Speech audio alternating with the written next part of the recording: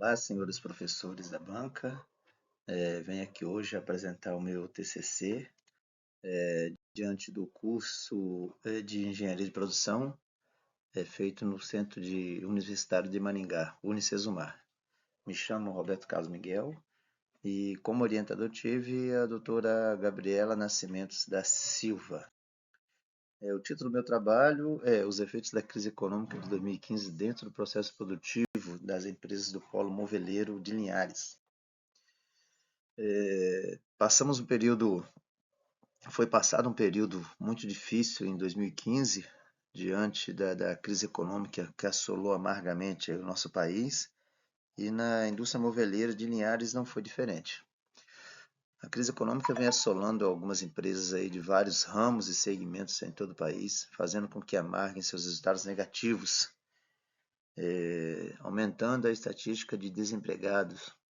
O polo moveleiro de Linhares não foi diferente, com resultados também negativos, né?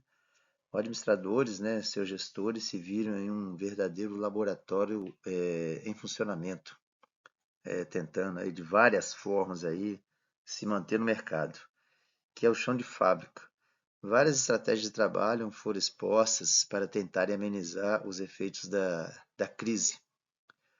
Como um grupo de indústrias, houve troca de experiência entre algumas delas, ou seja, os administradores tinham contato, tinham grupo, reuniões via sindicato, onde eles mantinham assim, troca de informações entre um e outro, mediante a crise, como forma de sobrevivência. Experiências essas que envolveram redução de horas trabalhadas, redução de turno de trabalho, redução de capacidade de produção, com visão em redução de setup, redução de quadro de funcionários, redução de custo fixo, capacitando a mão de obra, tornando os funcionários mais flexíveis, com mais conhecimentos, e assim usando eles em regime de rodízio por célula dentro da fábrica. Ou seja, como trabalhava o setor produtivo, um dia iniciava um processo, essa mesma turma no outro dia continuava o processo, no terceiro dia a mesma turma continuava o processo. Como sistema de rodízio, né? Movimentação do grupo de trabalho para setor posterior. O objetivo geral desse trabalho é compreender o processo produtivo dentro de uma indústria de móveis no polo moveleiro de Linhares. O objetivo específico é o processo produtivo dentro de uma indústria moveleira, gargalos dentro do processo produtivo, estratégias para redução de gargalos e ganho de produtividade. Justificativa. A produtividade foi introduzida e desenvolvida para as organizações para avaliar o melhor desempenho. Essa era calculada pela razão de número de empregados com a produção. Por um longo período, essa era a forma de representar a produtividade de uma organização. Quando se pensava em aumentar a produtividade por empregados, outra forma de medir a produtividade surgiu ao longo do tempo, quando era relacionado o resultado da produção com utilização de outros recursos, por exemplo, energia, matéria-prima, insumos, entre outros.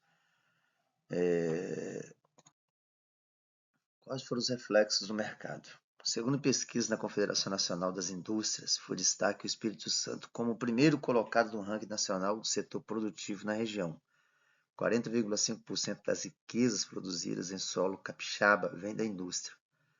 O Estado, mesmo diante da crise econômica e política que se instalou no país, desponta como um dos maiores potências para atrair investimentos e liderar a retomada da economia nacional. O setor moveleiro é um dos mais tradicionais do Estado e conta com 800 indústrias que geram aproximadamente 11 mil empregos.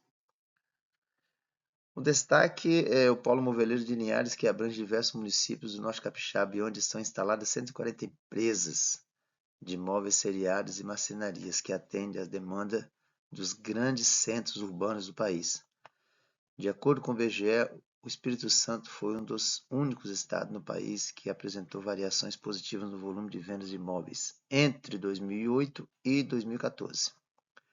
Em 2008 foi o estado com maior crescimento em vendas de imóveis. O volume subiu 25,4% naquele ano.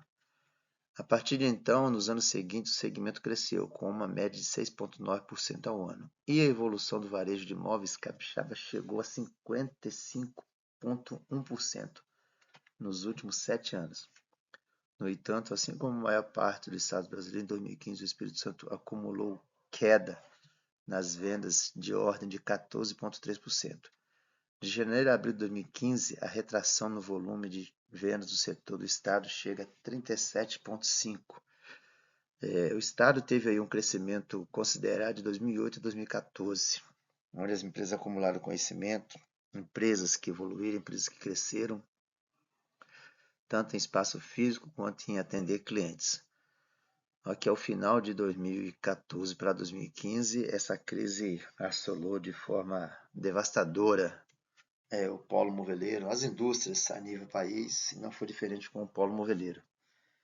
Algumas empresas amargaram aí prejuízos e outras até chegaram a fechar.